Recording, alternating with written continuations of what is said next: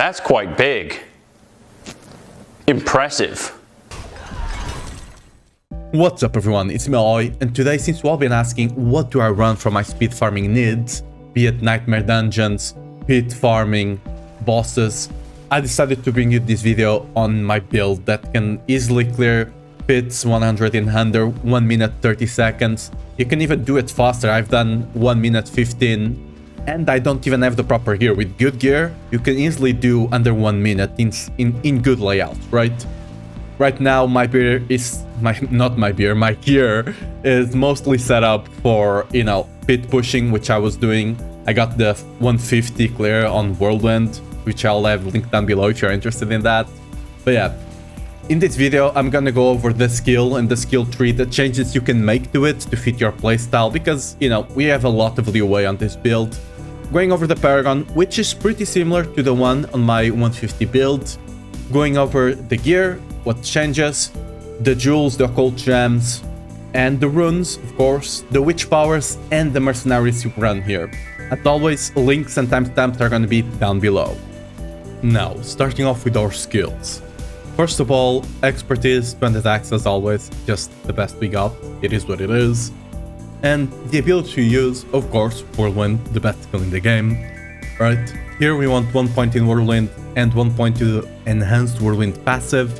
The rest, we need to spend 2 more points here because, you know, we need to spend it before we go into the next wheel.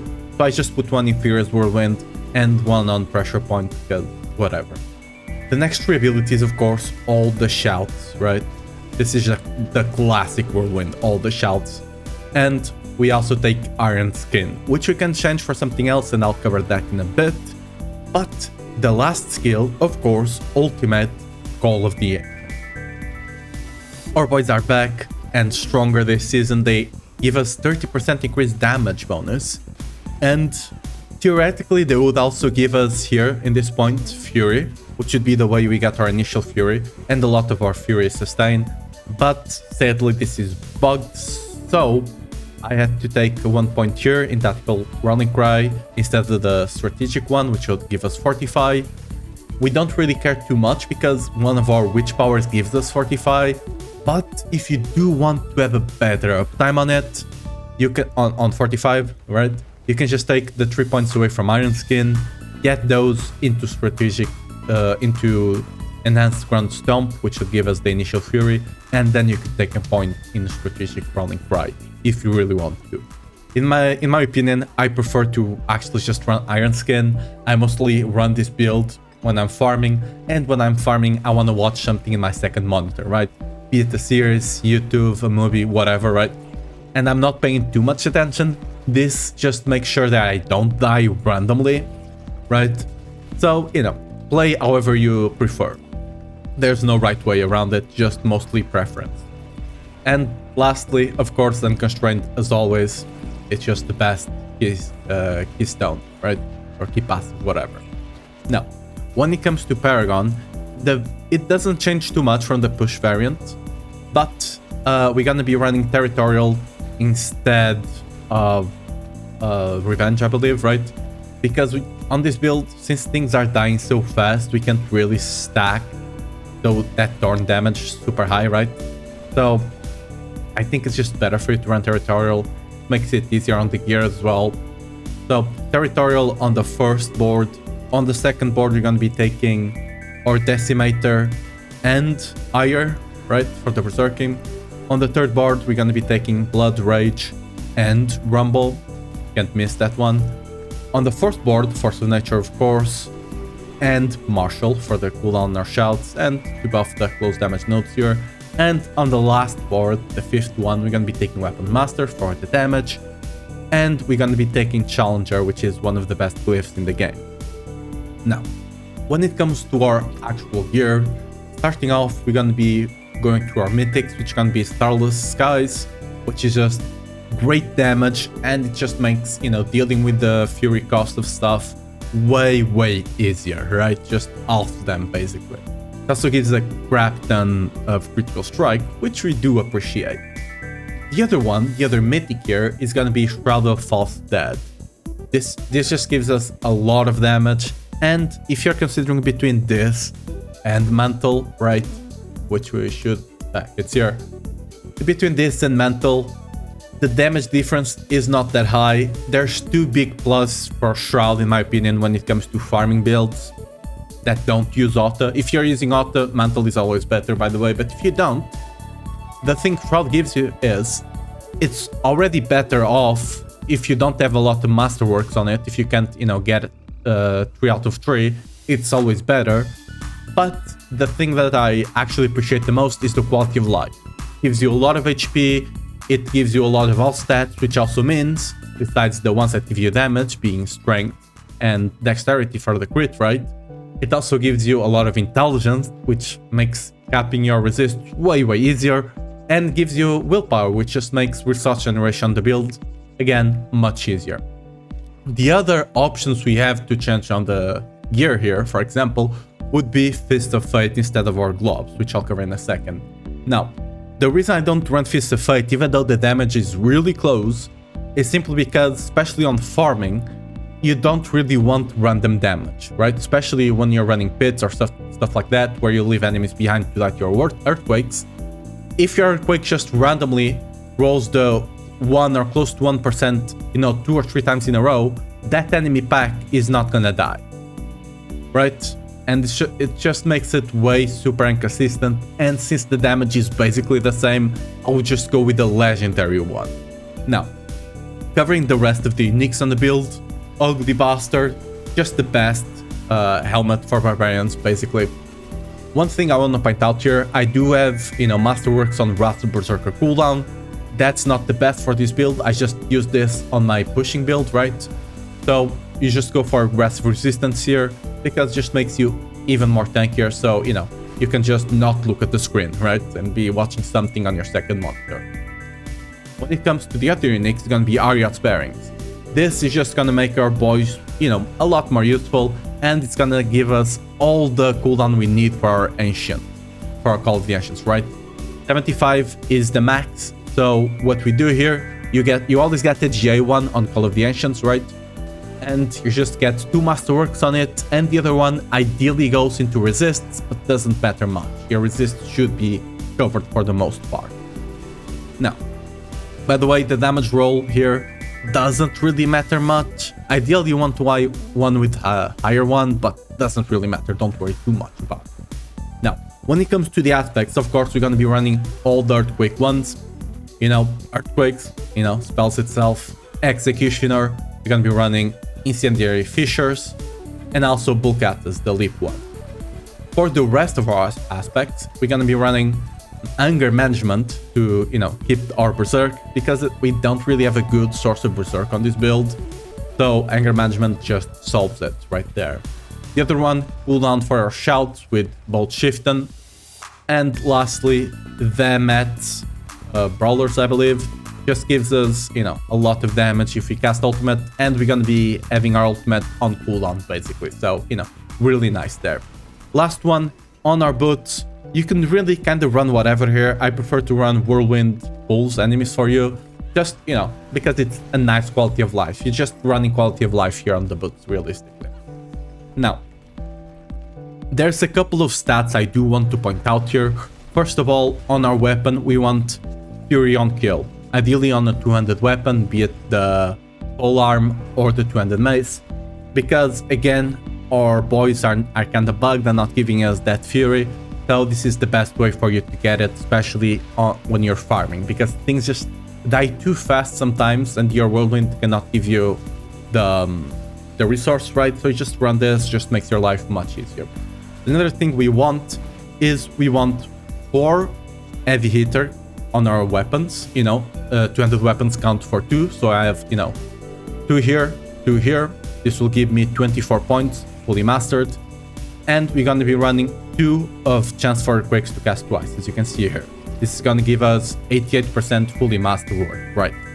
Now, for the other stats we need to cap Blood Rage and Force of Nature, you only need 1 Berserk roll on your gear. I have 2 of them. That's just because they are perfect rolls, so I don't want to roll them away. And you're gonna need 1 close damage to close enemies roll. The rest you want to take on crit, because it's the biggest damage multiplier here that we have, the biggest additive we have. Now, since our gear is done, let's go on to our jewels and occult gem. First of all, we're always gonna be taking, actually, let me go back a second.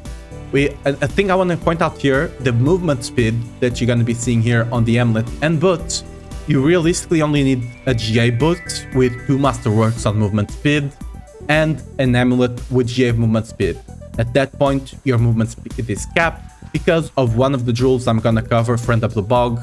The cool gems just kinda disables the debuff Whirlwind gives you, the 25% movement speed debuff, right? Just disables it. So you don't need to get the 266, you just need the 200. So 100 plus the 100 you get from the gear, right? Now, going over our gems now, actually, for real, I swear, right? We're gonna take strength everywhere. We're gonna be taking, the critical strike damage on our two weapons, we don't take more than that, it is what it is. And for our occult gems, you're gonna be running, my personal preference is gonna be Angry Void to pull enemies in. You also have Friend of the Bog. Now, for the third one, you have 2 options. Either you run Moonlight Ward, to be a bit more tankier, so you don't have to worry too much about it, or you run Dust Stone for a bit of extra damage. Realistically, this is only giving you 2.5 extra damage. Sometimes the enemies are not even close to your aura, you're just leaving them behind, right? So I would mostly recommend to go with Moonlight Ward because Dust and Stone, the times it will actually be useful are so minimal that I don't think it's even worth running, right? And lastly, for our runes, of course, let's actually start with the tech one, right? We're running back tech. This basically means you just need to be running around and your back is gonna constantly be proccing your earthquakes and you don't even have to worry too much about it. Even if you cannot spin for one reason or another, you just are not paying attention and waste all your resource, you can still proc earthquakes super easy. Now, for the other one, and this is the reason you saw on the thumbnail that my Barbarian suddenly is a sorcerer as well, right? Igni Jaha, or Ja, whatever, right? This basically means that every 3 seconds, right? Every 3 seconds, you get a teleport as your dodge. This is the reason I believe this build can even compete with Leap variant. You're just dashing constantly. You can go over walls, over everything. You're gonna need to get used to it. But even, something that Leap cannot do, Teleport does not have a max range. So if you have a wide monitor or something like that, you can just dash like the distance of 3 leaps, for example, right? It's insane. I love this. I was a bit skeptical in the beginning, but I tried it out. The first 2 days were a bit iffy because I was not used to using teleport because I only play Barb, right? But trust me, this is a game changer and it feels freaking awesome just teleporting around as a Barbarian, right? Now, going on to our witch powers, which I need to actually close this tab here.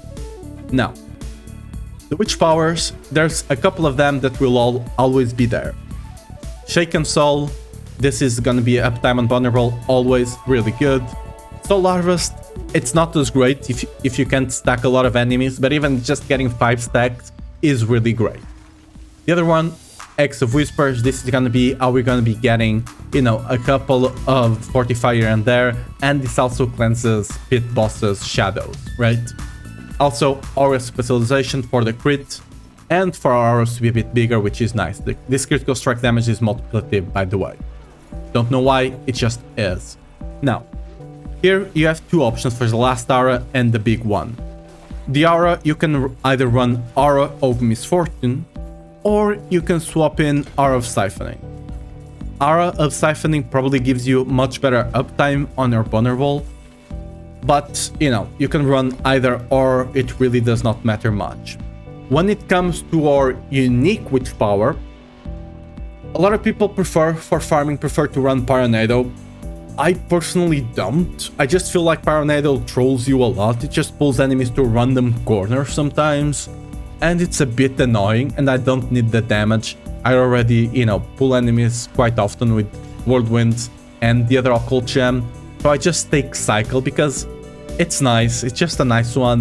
You can really take whichever the other, two you want. Doesn't really matter much. Again, if you like Paragon, run it. I personally don't like it. Lastly, for our Mercenaries. This, you can either run right here, or whatever, or you can run Subo. Right here, I just run the resists and, the ground slam here. For Subo, you just run the one that reveals enemies, which I believe is this one, right? This one on the side. And then you run this one here, which should give you 25 or 35% extra damage whenever you use the ultimate or whatever it's called, right? For the other run, just run Haldane, I guess. It doesn't really matter much. I'm mostly running in for the Field of Anguish. You can just put it on whichever skill. I have it on Iron Skin because the only, if I actually take damage, I got logged out. If I actually take damage, I want it on the Iron Skin, right? But yeah, that was actually perfectly timed because, that's everything for the build. Remember, any links you want will be down below. I hope you have as much fun as I have with this build. This was super enjoyable to farm stuff with, be it Nightmare Plus, be it Pits. It's really enjoyable. And yeah, hope you have fun and see you next time.